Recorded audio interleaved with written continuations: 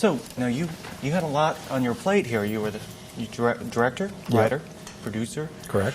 Was the original screen? I was looking for this. Was it the screenplay, the whole thing from beginning to end? Was it from you, or were you? No, I had a co-writer, Okay. Richard Recco, Okay. back in New York. We'd been developing another story together, another screenplay that he'd written, and then we flowed into this one. Now, what brought the concept up? I mean, where did this come from within you? I mean, for myself, I wanted to make a movie or a story that was not just epic in scope on some level, but that was about an icon, like, you know, real iconic figures. And other than religious figures in life, the next biggest icon I felt that was available for me was Elvis. Was it hard getting clearance for some of the? Because Yes. you used his music. Oh yeah, we have 3 Elvis songs in the movie.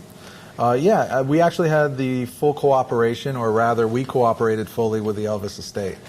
So yeah, they had approval over the script. There were a couple of things that they weren't sure about, but they never, they were wonderful because they never addressed the story, they only addressed the image. Sure. You know?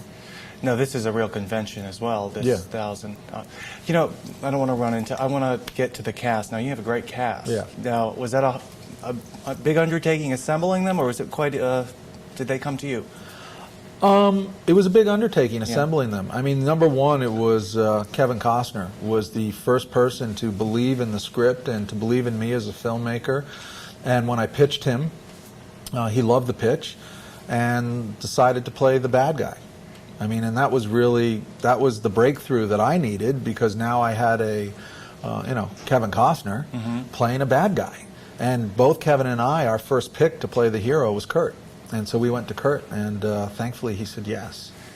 And then you also have a supporting cast. Yeah, Christian Slater, David Arquette, Bokeem Woodbine, Kevin Pollak, John Lovitz, Thomas Church, Howie Long, and of course, Courtney Cox. Who's not here, unfortunately. Yes. You know, the shootout scenes were pretty intense. I couldn't think of anything other than Heat, maybe. Yes. I think this was more intense than Heat. Thank you. No, I mean, as far as the shooting, there was a lot more of it. No.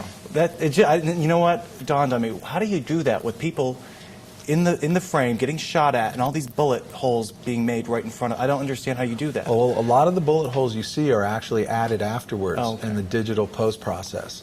Some of them do actually happen on set, so the things where you actually see stuff like dust and chunks hitting like an actor, but it's all special effects.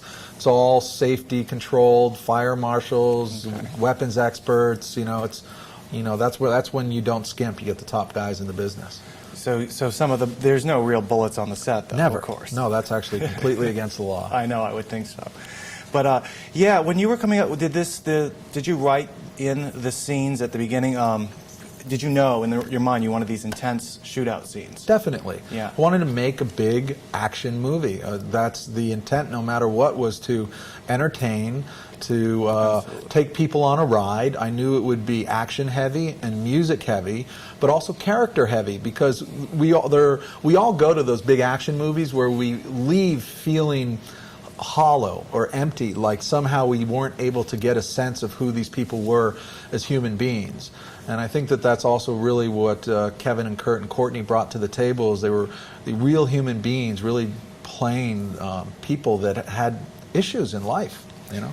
Well, Kevin Costner's character he has pretty much no conscience at all. Yeah, very little. Unless there's a scene in there when he's trying to save David Kay. Yeah, when you put that in there, did you do that to give him some likability? Yeah, I mean, because ultimately with characters, what you want to do is you want to have an arc that leads to realization and redemption.